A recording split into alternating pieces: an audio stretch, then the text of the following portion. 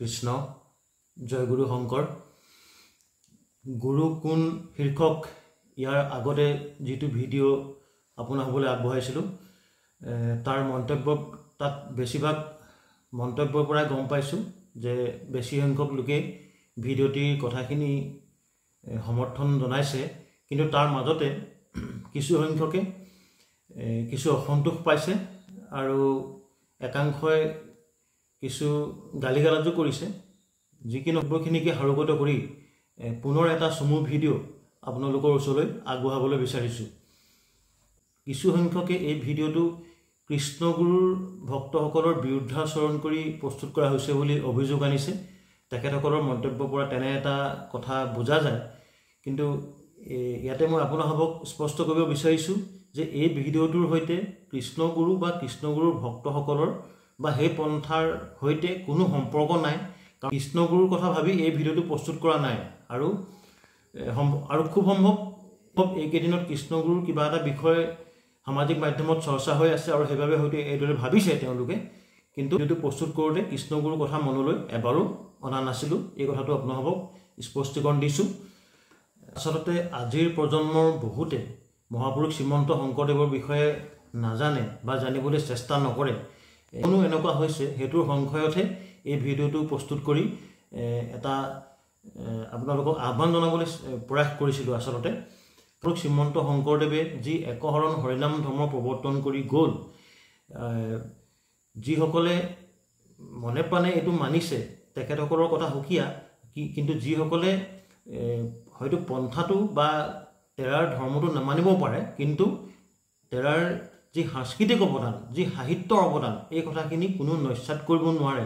গতিকে অসমীয়াই যদি মহাপুৰুষ শ্ৰীমন্ত শংকৰদেৱক ভালদৰে জানিবলৈ চেষ্টা নকৰো তেন্তে আমি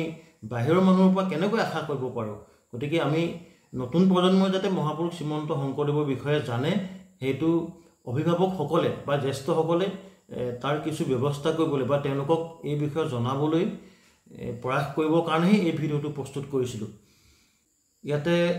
মন্তব্যত দেখা গৈছে যে দুই এজন বাপে মহাপুৰুষ হৰিদেৱ আৰু মহাপুৰুষ দামোদৰদেৱৰ কথা আনিছে আৰু তেখেতসকলক অপমান কৰিছে বুলি অভিযোগ আনিছে আসলতে চাওক অসমৰ বৈষ্ণৱ ধৰ্মৰ প্ৰচাৰক বুলি ক'লে আমি মহাপুৰুষ শ্ৰীমন্ত শংকৰদেৱ শ্ৰী শ্ৰী মাধৱদেৱ শ্ৰী শ্ৰী দামোদৰদেৱ আৰু শ্ৰী শ্ৰী হৰিদেৱৰ কথাই জানো সকলৰ জন্ম বৃত্তান্তৰ পৰা আদি কৰি অসমীয়া সমাজ জীৱনলৈ অসমীয়া সংস্কৃতিলৈ বৈষ্ণৱ ধৰ্মলৈ যি অৱদান সেই অৱদানসমূহ আমি বিস্তৰভাৱে জানিবলৈ হ'লে আমি চৰিত পুথিলৈ যাব লাগিব আৰু চৰিতকাৰকে বিভিন্ন ধৰণে এই কথাবিলাক ব্যাখ্যা কৰি আহিছে কিন্তু এটা কথা চাব অসমৰ বৈষ্ণৱ সমাজত মহাপুৰুষ শ্ৰীমন্ত শংকৰদেৱৰ স্থান কি মাধৱদেৱৰ স্থান কি দামোদৰদেৱৰ স্থান কি হৰিদেৱৰ স্থান কি অসমীয়াৰ এই কথাখিনি অসমৰ জনগণে জানে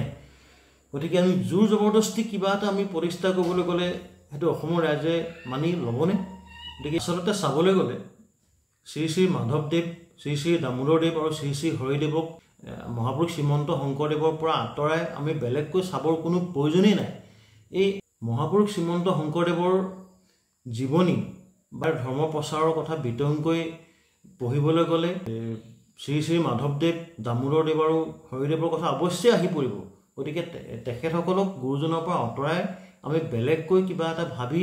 আমি সমাজলৈ এই বাৰ্তাটো দিব নালাগে যে মহাপুৰুষসকলৰ জীৱনীৰ কথা জানিবলৈ আমি বিভিন্ন চৰিত পুথিলৈ যাব লাগিব আৰু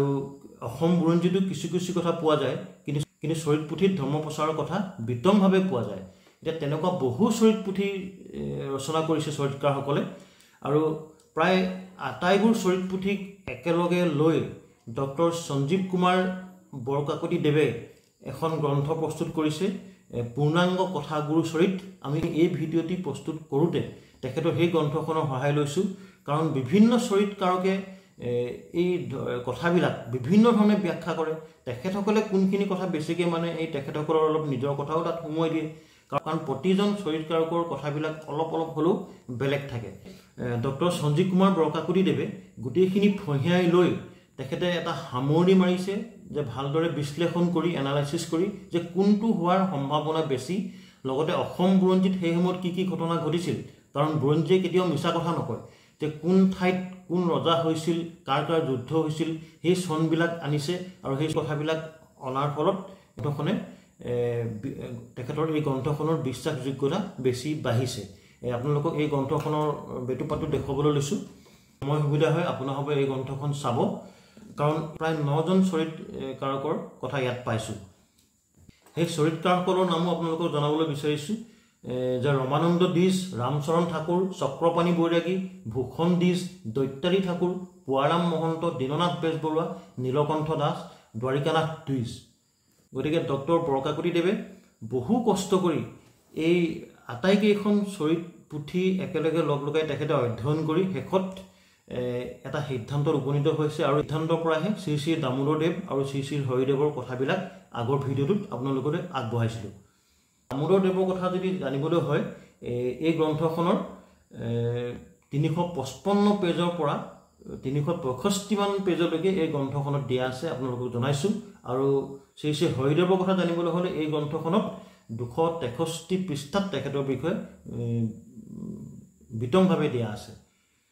অৱশ্যে শ্ৰী শ্ৰী দামোদৰদেৱৰ বিষয়ে বিভিন্ন চৰিতকাৰকে যে বিভিন্ন কথা কয় সেইটো সত্য, আৰু সেই গোটেইখিনি কথাই ইয়াত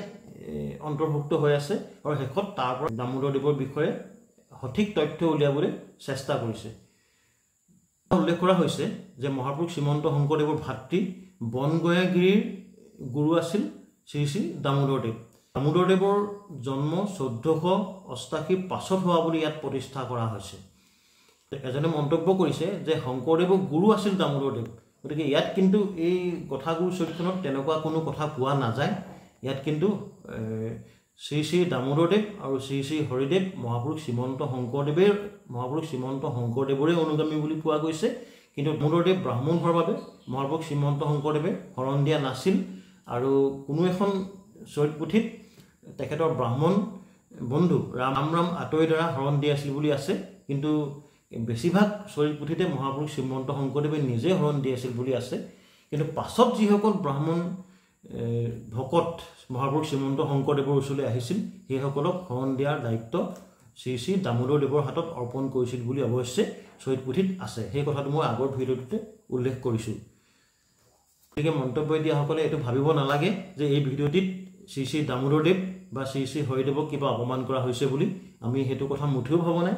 মহাপুৰুষ শ্ৰীমন্ত শংকৰদেৱৰ পাছতে শ্ৰী শ্ৰী মাধৱদেৱ, শ্ৰী শ্ৰী দামোদৰদেৱ আৰু শ্ৰী শ্ৰী হৰিদেৱৰ নাম অৱশ্যে আহি পৰে। এই মহাপুৰুষ শ্ৰীমন্ত শংকৰদেৱ অসমৰ বৈষ্ণৱ ভক্তসকলৰ পৰম গুৰু। যে বাকীসকলৰো অৱদানখিনিক আমি নস্যাৎ কৰিবলৈ যোৱা নাই। এনেকুৱা এটা মন্তব্য পাইছোঁ যে গুৰুজনাই ভাগৱতখন গোটেইখন অনুবাদ কৰা নাই। হয়, ঠিকেই কৈছে। এইটো আমি আগৰ ভিডিঅ'টোতে কৈছোঁ। মহাপুৰুষ শ্ৰীমন্ত শংকৰদেৱে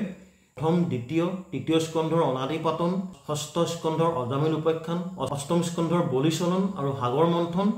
দশম স্কন্ধৰ আদিভাগ আৰু শেষ ভাগৰ কুৰুক্ষেত্ৰ যাত্ৰা, আৰু একাদশ আৰু দ্বাদশ স্কন্ধ সংস্কৃতৰ পৰা অসমীয়ালৈ অনুবাদ কৰে। গুৰুজনাৰ সৈতে যিসকল পণ্ডিতে সংস্কৃতৰ পৰা ভাগৱত ভাগে অসমীয়ালৈ অনুবাদ কৰিছিল সেইসকল হৈছে গোপাল চৰণ দ্বিজ, অনন্ত কণ্ডলী, কেশৱ চৰণ, কলাপ চন্দ্ৰ, শ্ৰী বিষ্ণু ভাৰতী, ৰত্নাকৰ মিশ্ৰ, শ্ৰী চন্দ্ৰদেৱ, অনিৰুদ্ধ কায়স্থ, জয়ৰাম দাস, হৰিদাস পাঠক, চন্দ্ৰ ভাৰতী, গোপাল মিশ্ৰ, কেশৱ চন্দ্ৰ কায়স্থ। ইয়াতে অনন্ত কণ্ডলী আৰু শ্ৰী চন্দ্ৰ ভাৰতী একেজনেই বুলি চৰিত পুথিত কৈছে। গতিকে মুঠ 13টা নাম পোৱা যায়, যদিও এই দুজন যদি একে হয় মুঠ 12জন পণ্ডিতে মহাপুৰুষ শ্ৰীমন্ত শংকৰদেৱৰ সৈতে লগ লাগি মূল সংস্কৃতৰ পৰা অসমীয়ালৈ অনুবাদ কৰে। এই কথাখিনি সত্য, কোনো অস্বীকাৰ কৰা নাই। এই আটাইকেইজন মহাপুৰুষৰ শিষ্যসকল অসমত সিঁচৰিত হৈ আছে। আমি সকলোৱে কোনো ভেদভাৱ ৰাখিব নালাগে, কাৰণ সকলো এই আটাইকেইজন গুৰুৱে বৈষ্ণৱ ধৰ্মৰে প্ৰচাৰ কৰিছিল, আৰু যিসকল ভক্ত আমি সকলোৱে বৈষ্ণৱ ধৰ্মৰে প্ৰচাৰ কৰি আছোঁ। গতিকে কোনো যাতে এই কথাখিনিত বিভ্ৰান্তি নানে, সকলোৰে চৰণত সেৱা জনাইছোঁ। কিন্তু এটা কথাহে আপোনালোকক জনাব বিচাৰিছিলোঁ আৰু পুনৰ জনাব বিচাৰিছোঁ যে মহাপুৰুষ শ্ৰীমন্ত শংকৰদেৱৰ স্থান অসমৰ জনগণৰ মানুহৰ হৃদয়ত অনন্য হৈ আছে। যি কি নহওক, এই ভিডিঅ'টি ইমানতে সামৰণি মাৰিছোঁ। কৃষ্ণ জয় গুৰু শংকৰ।